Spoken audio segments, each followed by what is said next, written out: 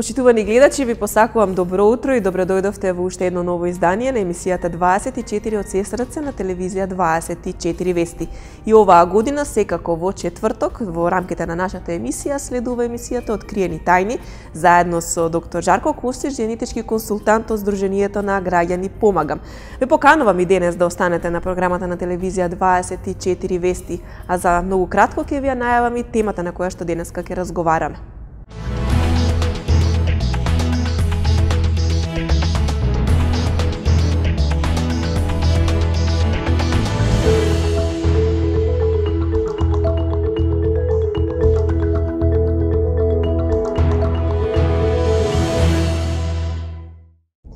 Следува Откриени тајни на телевизија 24 Вести и како што ви напоменав, време е да ја најавам денешната тема на која што ќе разговараме со доктор Жарко Костич.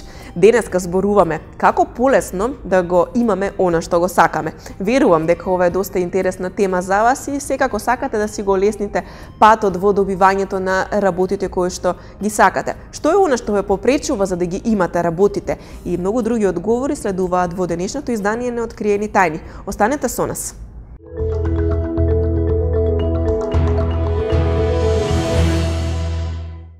Како полесно да го имаме оно што го сакаме е темата која што веќе ви ја најавив и разговараме на оваа тема заедно секако со доктор Жарко Костич, генетички консултант од Сдруженијето на граѓани Помагам.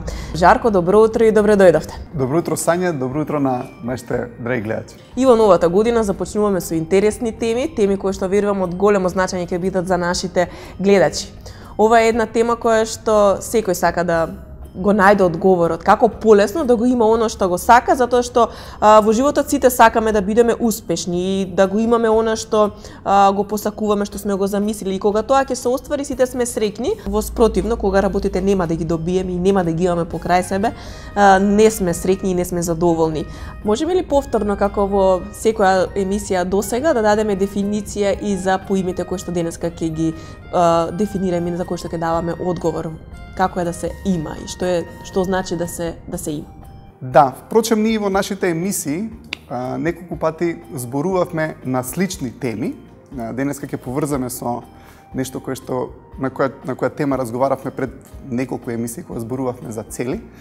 Во животот ќе зацртаме да оствариме нешто, некоја цел ќе поставиме и остварувањето на таа цел можеме да речеме дека ни дава имање или да го имаме резултатот од акцијата која што сме преземали. Гледате, да имаме нешто е состојба која што е краен ефект на нешто кое што сме го правеле. Сме правеле некаква креација, сме презеле некаква акција и резултатот на крај што го добиваме е имањето на она кое што сме го зацртале да го имаме. Било која цел која што сме ја поставиле и која ќе оствариме, тоа ни дава дека имаме нешто, чувство дека сме оствариле нешто, чувство дека сме постигнале нешто. Така да можеме да кажеме дека имањето е резултат на некаква креација или резултат на некаква акција, нешто сме причиниле ние со нашето дејствување да се оствари во физичкиот универзум и ете го таму. И тоа може да биде, можеби сме ослабиле десетина килограми, тоа не била целта, и на крај она што го имаме е витко тело. Имаме фигура на која што сме горди, или можеби се тоа положени испити, и тоа е некаков резултат, нешто што сме го стварили, она што го имаме, на крајот е диплома или положен испит, или можеби да имаме фирма која што на крајот на годината остварила профит, кој што сме го зацртале, така да имањето е секогаш резултат на некаква акција и остварувањето кој што сме го зацртале да го направиме. Да, меѓутоа многу често знаеме што треба да направиме за да ги изгубиме килограмите, односно да ослабнеме и да дојдеме до некое витко тело, да ги положиме испитите. Знаеме што е потребно и кои чекори треба да ги превземеме за испитот на крајот од сесијата да биде положен. Знаеме што треба да правиме за да имаме успешен брак или да одржиме некое пријателство. Сите тие работи ги знаеме и ги познаваме чекорите кои што треба да ги направиме, меѓутоа не ги правиме тие работи. Зошто е тоа така? Можеме ли да дадеме одговор на ова прашање? Зошто кога веќе знаеме нешто што треба да направиме, не го правиме тоа? Точно, рековме дека имањето е резултат на некаква акција или некаква креација и точно е дека ќе видите дека има некој што сака да ослаби или некој што сака да положи испит и знае што треба да направи. Знам дека за да положам испит треба да учам или знам дека за да ослабам треба што треба да направам, или за да имам успешен брак што треба да правам, или да имам добро пријателство и успешна фирма што треба да правам, но точно е дека многу често луѓето не ја прават акцијата која што е потребна за да се дојде на крајот до резултатот кој што сакаме да го имаме или до имањето кој што сме го зацртале. Причината е една многу интересна работа, затоа што ако нешто не спречува да превземеме акција или да правиме нешто, тогаш има нешто друго што е проблемот. Гледате, не е самата акција. Господинот Хапард има откриено дека во самиот живот постојат три состојби на постоење. Нешто кое што сакаме да го имаме, акцијата која што треба да ја превземеме, исто така е состојба правење, но пред да можеме да правиме нешто, треба да одлучиме што ќе бидеме. Гледате, имате три состојби на постоење: да бидеме, да правиме и да имаме.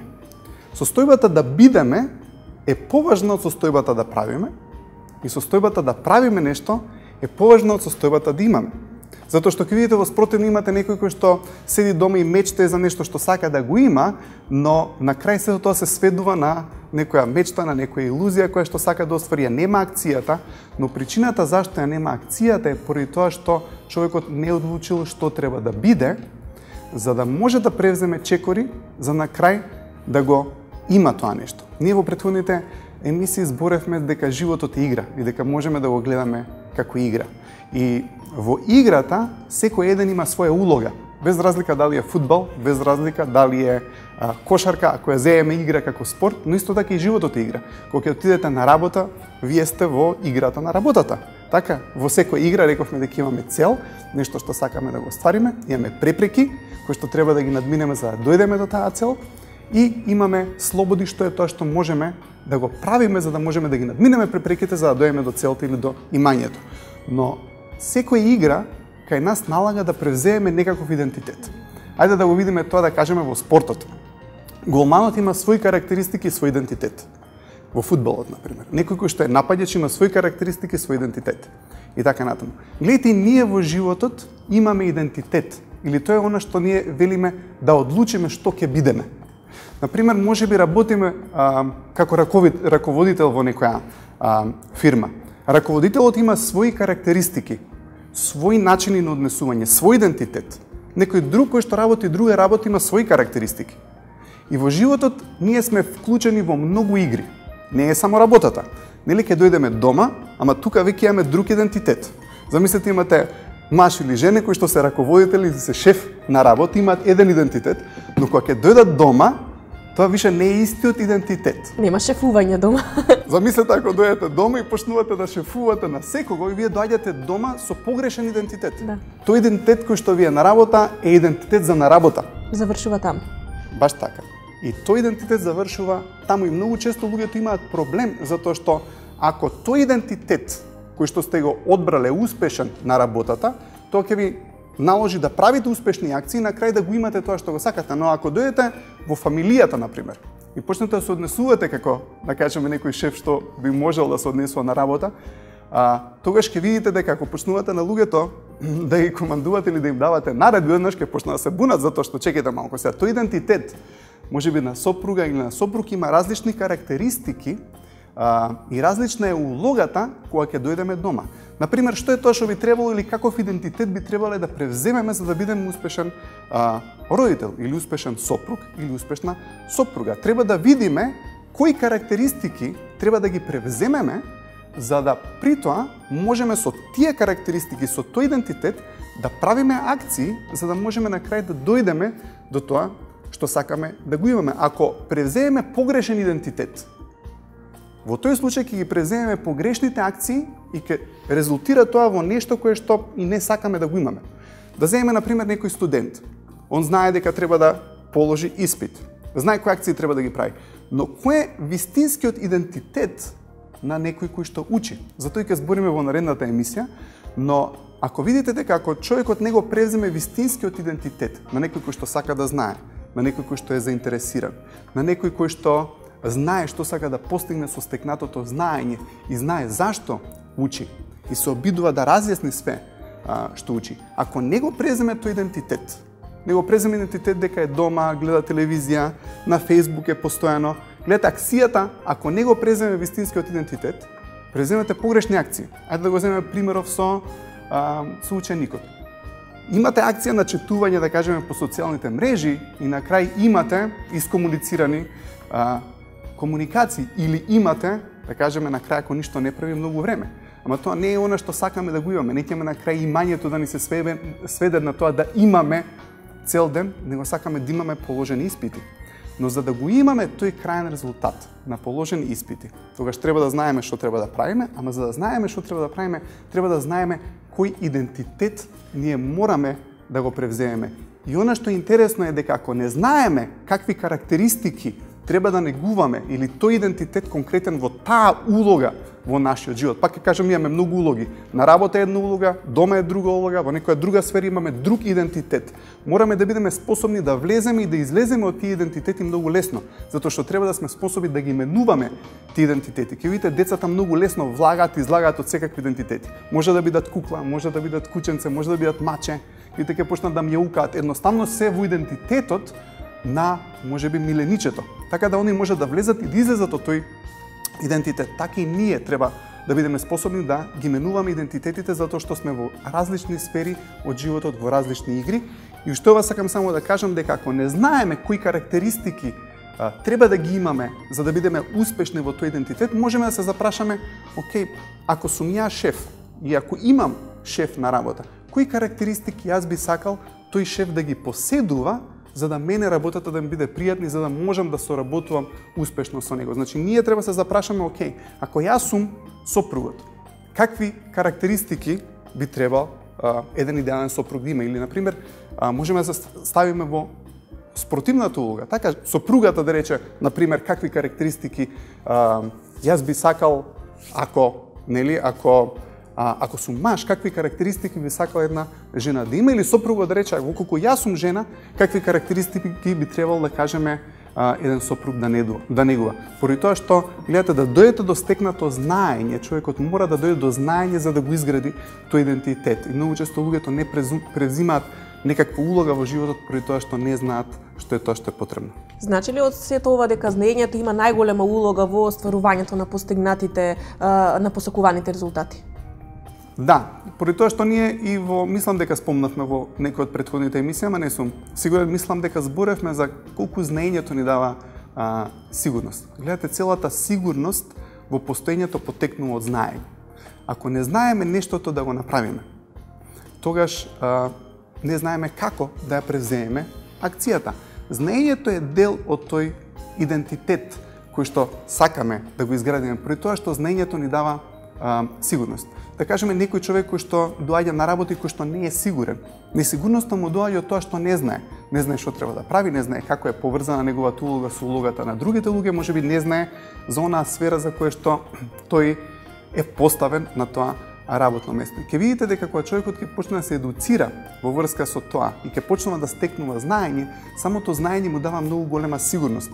Кога ќе имате сигурност, вашиот идентитет доаѓа на виделина. Фактички, ако го погледнеме зборот да бидеш во еден речник, тоа значи да постоиш, да завземеш некаква позиција или да завземеш некаков простор.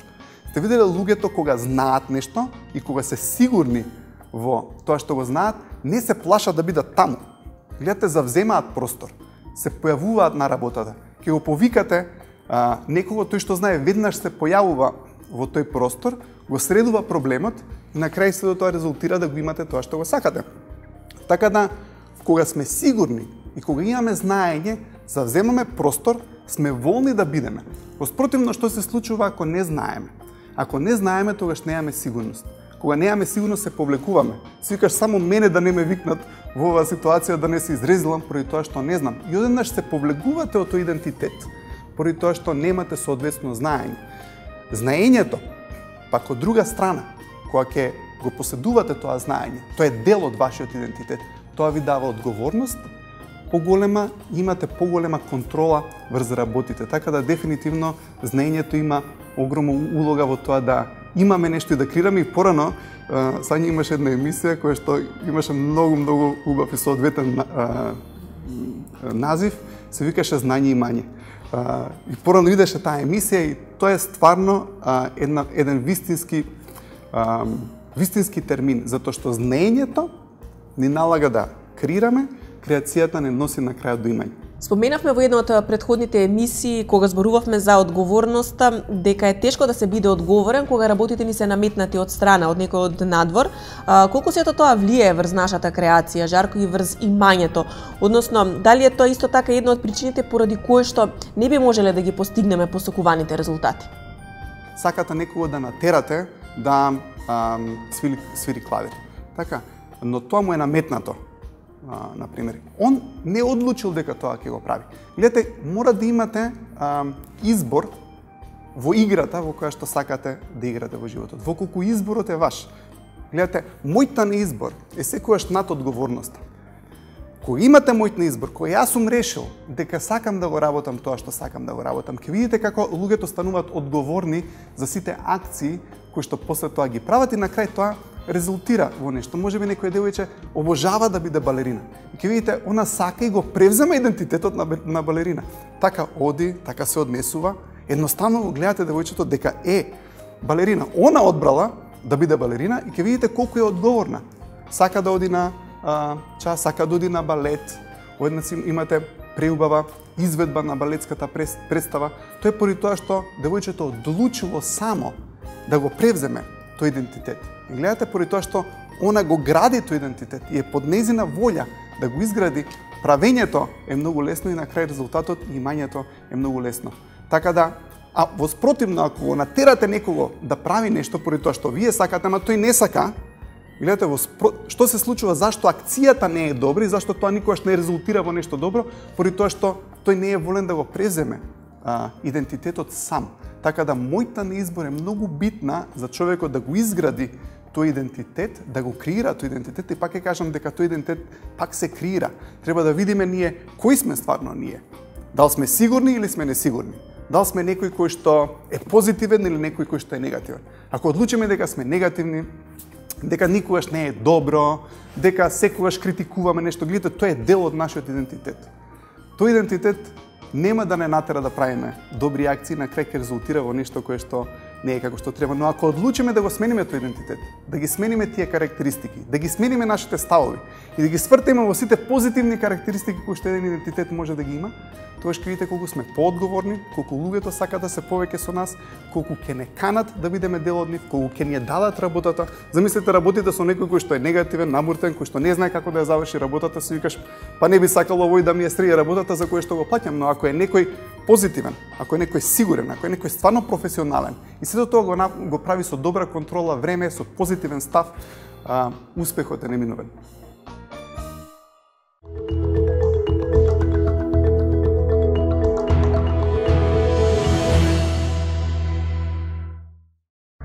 По кратката пауза се враќаме и продолжуваме со денешната тема во Откриени тајни.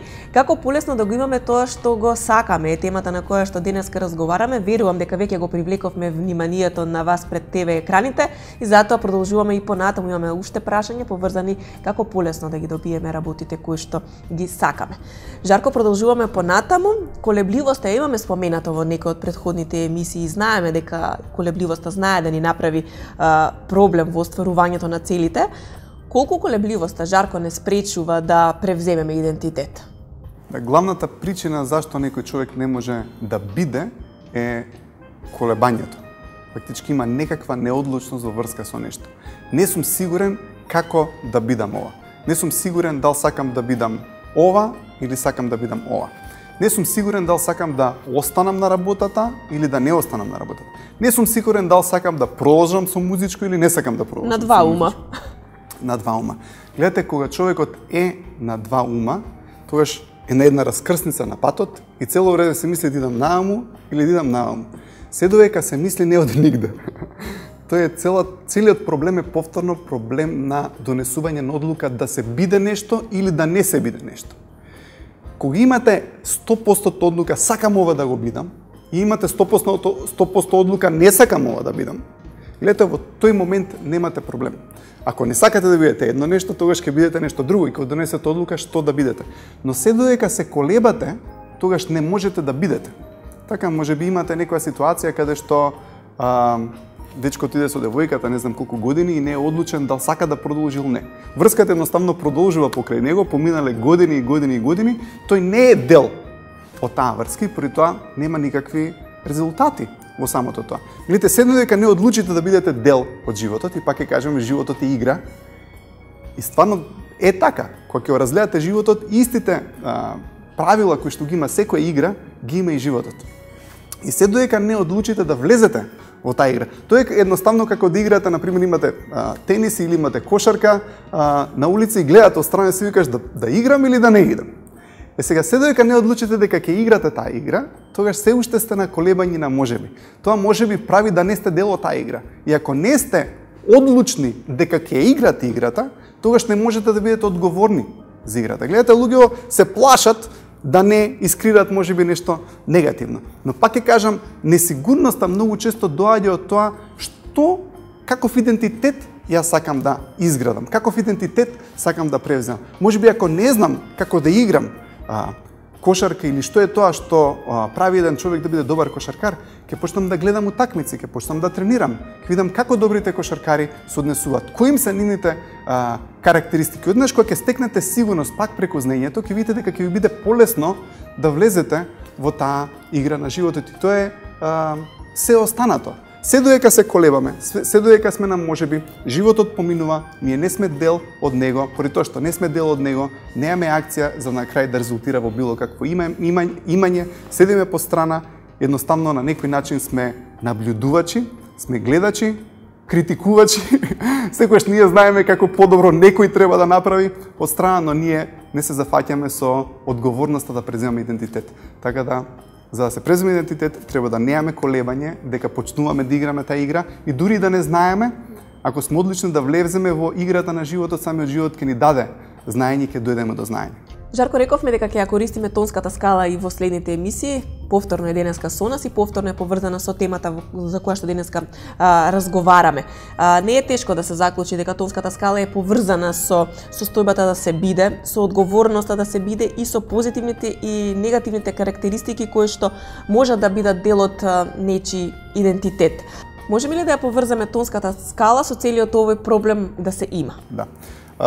Пак ќе кажам за сите оние наши гледачи кои што сега се вклучуваат и овој прва емисија од откриени тајни кои што не следеле предходно, само да кажеме дека на социјалните мрежи, на мојата Facebook страница, имаме предходно многу објаснувано на тема тонска скала, впрочем и цели 2 емисии, така да не можеме да се навратиме и да објасниме се, но само накратко ќе кажам дека оваа тонска скала ги има позитивните емоции, кои што се жолтите емоции, тоа се емоции од типот на акција, игри, развеселеност, естетика, ентузијазам, силен интерес, задоволен и така натаму. После тоа влагаме од емоцијата антагонизам, овие црвени човечиња, да кажеме, овие плаеве што се под нив, се сите негативни емоции кај нас, и рековме дека имаме еден дел од умот кој што во претходните емисии го објаснивме повторно, се вика реактивен ум. Тоа е ум кој што ве тера да реагирате несоодветно во дадени емоции. Некој нешто ќе каже и вие ќе избувнете, ќе почнете да се карате или ќе бидете у некоја атмосфера, ќе почне да ве прави да се чувствувате нелагодно и така натаму. Тоа е дел од умот кој што фактички не блокира, не спречува да бидеме, не спречува да уживаме во животот и така натаму. И од тој реактивен ум, тој негативен дел од умот потекнуваат сите овие емоции. И точно е сања дека ако ја видиме оваа тонска скала, ќе видиме дека сите тие позитивни емоции, например, ако ја земете игри или акции или ентузијазам, ќе видите некој кој што е ентузијастичен. Кога ќе се појави во самиот простор, ќе видите колку простор самиот тој поседува. Гледате, сите овие пониски емоции, болка, лутина, омраза, апатија, тага, апатија и така натаму, умирање, бескорисен, безнадежен. Гледате, луѓето се на некој начин вшмукани во себе. Луѓето кои што се високо имаат многу простор, како паѓаме по тонската скала, нивниот простор почнува да се губи. И луѓето почнуваат да бидат исплашени од животот колку подоле паѓаат по тонската скала. И како тие емоции им се менуваат и нивното размислување за животот почнува да се менува. Впрочем, зашто тие се спуштаат по тие емоции поради минатото, тоа што минатото им дало загуби од животот, затоа што во тој реактивен ум се снимени тие негативни искуства од нашиот живот, загуби, болка и така натаму. И однаш луѓето поради тие порази кои што ги добиле во животот, почнуваат да се плашат од животот, се викаат боље сега да не играм, затоа што ако почнам пак да играм играта на животот, може повторно да изгубам и поради тоа е подобро да се повлечам. и поради тоа е подобро да бидам наблюдувач, од страна нека играат другите што играат, но што се случува е, поради нивниот страв од загуба, ќе видите дека тие луѓе ќе почнат да ги колебаат и другите луѓе да превземаат идентитет и да го играат безгрижно животот. Овие луѓе кои што се високо по скалата на емоции, тие се толку волни да бидат и да преземат идентитет во животот, и пак ќе кажам, ќе се појават на сцената и поради тоа што има толку голем простор, во тој голем простор може да ставите многу работи. И тие луѓе можат да имаат многу работи во животот. Воколку се појавите во некој простор и вака сте несигурен, стутка, не си викаш само мене да не ми искомуницира, некој само мене да не ме праша, ќе видите дека вие бегате од тој простор и во тој мал простор што го имате, не можете нисто да ставите во тој простор. За да имате нешто, мора да сте волни да имате многу простор, но за да имате многу простор, треба да сте волни да бидете. Затоа што кога ќе одлучите да бидете нешто во животот, тогаш завземате простор. Ако не сакате да бидете нешто, ќе видите дека вие бегате од тој простор. Бегате од играта и кога бегате, не можете да имате ништо, поради тоа што немате простор во кој што би можеле работите да ги ставите за да ги имате. Зошто, Жарко, кога нешто многу сакаме и сме многу сериозни, сконцентрирани нешто да го добиеме, сме напнати, цело време размислуваме дека тоа треба да го добиеме и сме под некој, како се вели, стрес дека токму тоа мораме да го добиеме, баш тоа што го сакаме не го добиваме, туку ни бега низ раце, други работи ќе ги добиеме, тоа никако да ни тргне од рака. Некоја се случува тоа, точно е. Ќе видите имате некои луѓе кои што се многу високо по оваа скала на емоции, едноставно го гледаат животот како игра, го гледаат несериозно, го гледаат, да кажеме, едноставно баш како игра. Ќе видите на тонската скала, игри е многу високо на самата скала. Гледате, човекот игра во животот. Баш како што игра, кошарка како што игра фудбал, знае дека сака да победи, ама не е премногу сериозно. Но како паѓа човекот по тонската скала, човекот станува поцврст и посолиден на некој начин. Ако видите некои луѓе кои што се високо по тонската скала, колку се воздуштеси, како воздух да се. Тоа е затоа што ние сме духовни битија. Духовното битие не е исто со физичкото универзум. Физичкото универзум е цврст и солиден. Духовното битие не е. Гледате ги деца, така можат пак да кажам се да бидат. Каде да дома, едноставно го окупираат целиот простор. Имаат акција, сакаат да допрат нешто, зашто гледате, основната дефиниција, една од основните дефиниции на имање е да сте волни да посегнете по нешто. Значи да сте способни да посегнете по нешто и да не бидете спречени од посегање. Гледате сега, ако јас сакам да посегнам по нешто, гледате овие луѓе кои што се високо на тонската скала, тие секогаш посегаат по нешто. Ајде ќе идеме у кино, ајде ќе започнеме со фирма, ајде ќе го направиме ова, сакаш да ја направиме оваа акција. Гледате, секогаш се во играта на животот и секогаш посегаат по животот и поради тоа што посегаат, заради тоа и добиваат. Гледате, луѓето кога ќе паднат пониско по тонската скала се повлекуваат од посегање. Пак ќе кажам, се повлекуваат од играта на животот.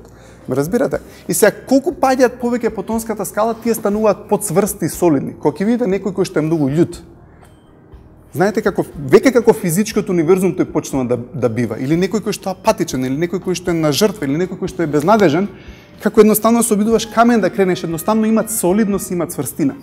Сега, она што го кажа Сања е многу интересно. Се случува еден многу интересен феномен. Начинот како физичкото универзум ние можеме да го контролираме е ако бидеме баш на тој начин ако се однесуваме. Несериозно, едноставно да го гледаме животот како игра. И кога ќе кажам несериозно, да не бидам погрешно сватен, несериозно не значи неодговорно. Пак зборевме за тоа во претходните емисии. Луѓе кои што се пониско на тонската скала ќе рекат, ти мора да си одговорен, знаеш, животот не е игра, мора сериозно да се фатиш со работите, ќе видите дека колку посериозно почнувате да му приоѓате на животот и колку посериозно почнувате животот да го играте, толку повеќе почнувате да губите во животот. Поради тоа што се случува еден интересен феномен. Колку посериозни станувате во врска со работите, тоа не значи дека сте поодговорни. Тоа само значи дека луѓето некогаш ја поистоветуваат сериозноста со одговорноста, нема врска. Луѓето може да се многу несериозни да се одговорни, или пак ќе кажам, можат и да се посериозни да се одговорни, но идејата е дека кога човекот почнува да станува сериозен, почнува да станува како физичкиот универзум, почнува да станува цврст, почнува да станува солиден. Во тој момент интересен феномен се случува со физичкиот универзум. Физичкиот универзум, кога ќе почнете да станете сериозни, секогаш тоа што сакате да го имате, ќе ви го трне на страна. Секогаш ќе биде подалеку. А ќе сакате нешто да постигнете на премногу сериозен начин, тоа ќе се замине. Затоа што физичкиот универзум така функционира. Она што интересно е, кога ќе се кренете високо по тонската скала, едноставно не се откажувате да имате нешто што сакате, продолжувате тоа да го криете, но го правите тоа на несериозен начин. И ќе видите дека препреките на тој начин стануваат помали, затоа што луѓето кога се качуваат високо по тонската скала, тие не гледаат во препреки, тие гледаат во решенија. Луѓето кога паѓаат надоле по тонската скала, тие почнуваат да гледаат во проблеми, исклучиво во проблеми. Ти ќе му кажеш нешто да искривате заедно и прво нешто што тој ќе ти каже кои сите проблеми ќе излезат на патот. Гледате, не ги гледа решенијата, тој секогаш ги гледа проблемите. Но физичкиот универзум има една емоција која што на некој начин со која што може да го поразите физичкиот универзум. А тоа е високо на тонската скала, ако сте на игра, ако го сватите живот на помалку сериозен начин и ќе видите дека физичкиот универзум не знае на некој начин како да ја игра таа игра, затоа што нашите закони на нас како битија, како духовни битија се над физичкиот универзум. Гледате, некојаш ќе одлучиме нешто да се случи и пак ќе кажеме ако сме на сигурно што сакаме да правиме, ако сме високо со тонската скала, физичкиот универзум тоа ни го дава. Кога ќе паднеме ниско на тонската скала, кога ќе станеме сериозни, кога ќе станеме мора и кога ќе речете ова мора да се деси и колку повеќе мора да се деси, колку повеќе работите се заминуваат од ваша контрола. Постои страв кај луѓето дека нешто ќе изгубат. И колку тој страв треба да се надмине за всушност да го добиеме оно што го сакаме? Да, многу често ќе видите дека луѓето за да го добијат оно што го сакаат во животот, за да го добијат тоа што го сакаат, мора да го надминат стравот да немаат нешто. Гледате, основното за да имате нешто во животот е да можете тоа да го имате, ама можете и да немате. Се може и без тоа. Се може и без тоа, не дека се може и без тоа, него да не бидеме премногу фиксирани на некоја работа. И ќе дадам пример за тоа. Дека некојаш многу често во животот мораме да пуштиме нешто, да се откажеме од нешто, за да можеме да добиеме нешто друго. Може би има некој човек кој што има некоја работа и сака да ја смени. Но работата која што ја работи не му се свиѓа, не сака тоа да го има, сака да има друга работа, но затоа што ова му дава унаводници, пак ќе кажам, сигурност, многу му е тешко да го пушти тоа, за да може да побара нова работа. Он сака да бара нешто ново, ама меѓу време го држи ова, ама тоа, гледате, пак не става во состојба на колебање. И многу често ќе видите дека човекот, за да може да има нешто, мора да биде волен и да изгуби нешто. Мора да биде волен да се откаже од нешто. Може би сакам треба да се откажам од негативните, може би негативните совети кои што некој пријател постојано ми ги дава. Знам дека тие совети се негативни. Но луѓето сакаат нешто кој што им е познато, нешто кое што е блиско. И ќе видите ќе се дружат со тој човек, ќе ги примат тие негативни ставови, но за да направат некоја промена, треба да се ослободите од тие негативни совети кои што, например, некој ви ги дава. Или може би имате некоја работа каде што едноставно не ви убава атмосферата. Не сакате да сте таму. Вете, треба да можете да го оставите тоа, да бидете волни и да го немате тоа, за да може да ви се ослободи вниманието и тоа внимание да ви се насочи на нешто друго. Друг пример. Имате некоја фирма, каде што имате некој човек на кој што треба нешто да му наплатите. И човеков не ви ја плаќа услугата која што вие сте му испорачале. И му се јавувате секој ден, едноставно да мора да го наплатите. И шефов доаѓа, кој што може би ги знае овие принципи во животот, и вика, ама што правиш ти? Ама цел ден се обидувам да го наплатам затоа што човеков ми дужи, не знам, 3000 денар. Шефов ако знае како функционира животот, би го замолил да му се јави и да му рече, не мораш да ни платиш. Зашто што се случува? Додека човекот е фиксиран на еден муштерија кој што должи пари кој што нема наплатено и се обидува цело време да го реши тој проблем, а гледа дека проблемов не се решава, не може да успее да го направи тоа, гледате, може 30 други муштерии, потенцијални муштерии поминуваат во животот, ама неговото внимание му е толку фиксирано на тој еден човек, да фактички цело ова потенцијална иднина, потенцијално имање, поминува покрај него, поради тоа што е слепо фиксиран за една работа. Така да, замислете што би се случило кога едноставно би можел човеков да ја нема таа наплата. Во ред и да не ми платиш. Океј, го пуштам тоа и однаш се свртувам кон светот, каде што моето внимание сега ослободено, да можам да крирам и да можам да добијам многу други работи кои што ми значат и кои што ги сакам. Поради тоа, за човекот да може да има, пак ќе кажам, треба да е волен и да се откаже од нештото и да го нема. И тука, кога разговаравме сања на тема храброст, е баш тоа. Гледате, храброста ја дефинираме како да сакате нешто да поставите во иднината, цел некоја која што сака да постигнете или ефект кој што сакате да го искрирате и да тргнете да го искрирате тоа наспроти сите шанси и можности да не успеете. Па гледате, сега има и шанса да не успееме. Треба да сме волни да преземеме ризик. Да. Затоа што ако секогаш сакаме да се држиме за се ова што ни е сигурно во животот, треба се плашам дека комфортната зона дефинитивно. Да. Удобната зона треба да ја напуштиме поради тоа што ќе видите кога ќе го отпуштиме тоа, доаѓа малку страф, доаѓа малку ризик, но на друго што доаѓа е имањето кој што физичкиот универзум едва и чека да ви го даде колку сте храбри да го направите тоа. Одличен совет за сите кои што денеска не следат, да бидат храбри пред се за да имаат што повеќе она што сакаат да го добијат. Меѓутоа, Жарко, често пати, иако имаме некои работи, имаме семејство, имаме брак, сето она за што сме мечтаеле и за што сме се бореле, сме го добиле. Ја имаме можеби работата од соништата, меѓутоа веќе не уживаме во тоа. Односно се некако е по автоматизам и механички.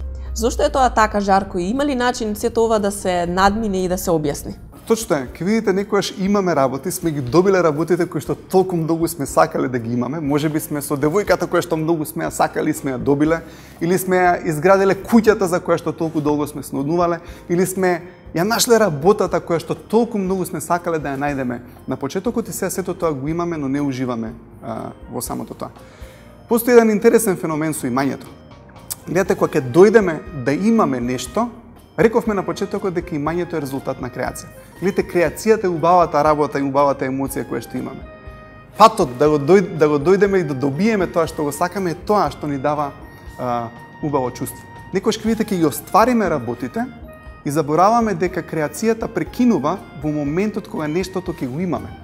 И луѓето почнуваат да се заглавуваат на имањето. Едноставно нивната креативност прекинува. Океј, сме го искрирале бракот, сме искрирале врската, имаме девојката и тоа е крај. Гледате, во тој момент настапува стопот на акцијата. И кога човекот е во стоп, тогаш прекинува и самата креација. Сме ја нашле работата која што толку многу сме ја сакале, ама сега идеме секој ден на работа, механички е сето тоа и прекинуваме да ја крираме целата таа работа. Во тој момент ние се заглавуваме на самото имање. Гледате, она што е интересно да се знае дека кога нешто ќе го имаме веќе, тогаш завршува таа игра. Во тој момент мораме да започнеме нова игра и да крираме нови работи за да имаме нешто друго и да не се фиксираме на тоа што го имаме. Гледате, една од побавите дефиниции за имање од господинот Хабарт е тоа е чувството дека се има или дека се поседува. Гледате, не секогаш значи дека окей, ова е моја книга и дека само тогаш ја имам таа книга. Гледате, не можете да поседувате духовно битие. Како можете да имате некој пријател? Го имате пријателот на тој начин што сте во комуникација со него. На тој начин што имате убав афинитет кон него. На тој начин што ги негувате ти убави емоции. На начинот на кој што му го давате вниманието. Гледате, ако на нештото не му даете внимание постојано, не му даете афинитет, не сте во комуникација со тоа нешто, вие тоа нешто го немате. Поради тоа што го немате чувството дека е ваше. Ке видите, можеби тоа чувство помеѓу сопругот и сопругата веќе се изгубило.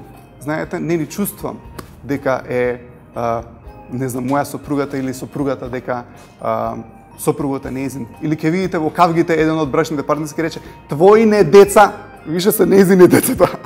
Више не се ни негови, поради тоа што ќе видите дека тој афинитет, таа убава комуникација, тоа внимание на околината е чувството дека го имате. Може би имате некој човек кој што има многу пари и вози некоја кола, но е постојано замислен, не е во сегашноста, не е со вниманието тука, негова е колата.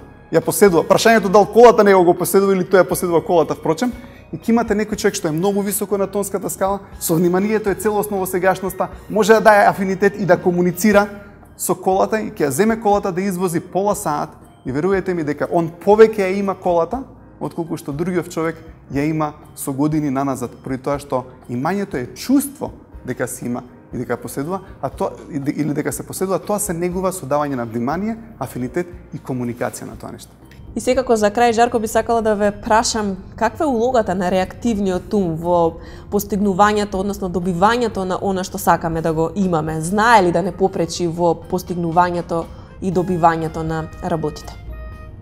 Реактивниот ум е умот во кој што се снимени сите болни искуства од нашето постоење. Пак ќе кажам, физички болки, кога сме имале повреди, трауми, падови, операции и така натаму, тие снимки се снимаат во тој реактивен дел од умот. Таа меморија е складирана таму, затоа што умот рековме дека снима слики, како камерата што снима слики, во тие слики се снимени сите искуства кои што ги имаме од нашето постоење, заедно со емоции, допир, сите перцепции и сензации што се случуваат се снимени таму, чувството на болка, сите загуби, не знам, раскинување со дечко, девојка, починување на блиски луѓе, добивање на отказ на работа, сите тие загуби се снимени исто така во тој реактивен ум.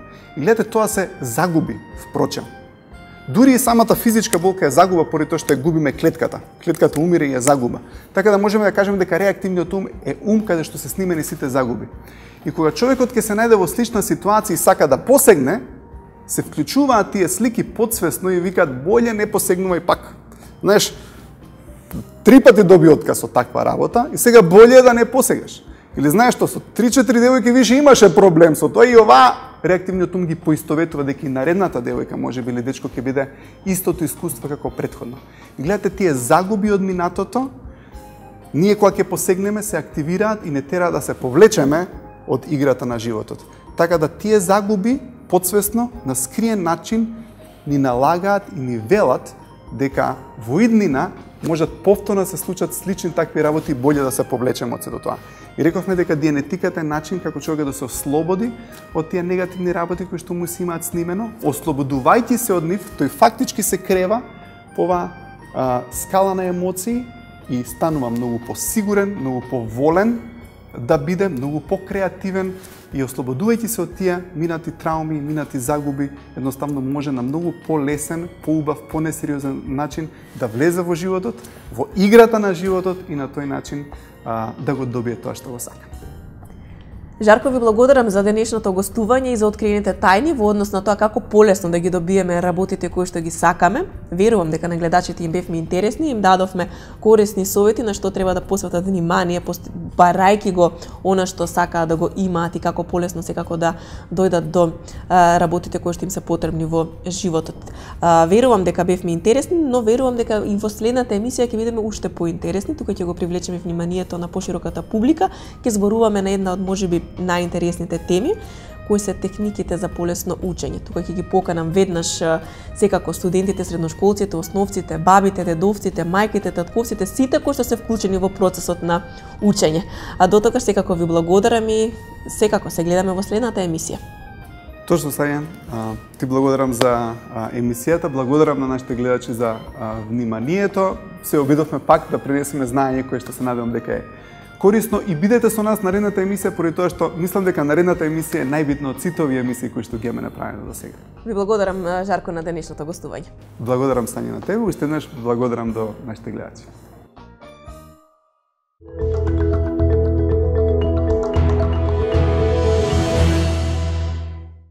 Тоа беше се за денешната 24 од Сесрце и откриени тајни. Ви благодарам за вниманието со кое што не следевте и секако ве поканувам, како што и пред малку најавивме, следната емисија да бидете повторно со нас, затоа што имаме доста интересна тема.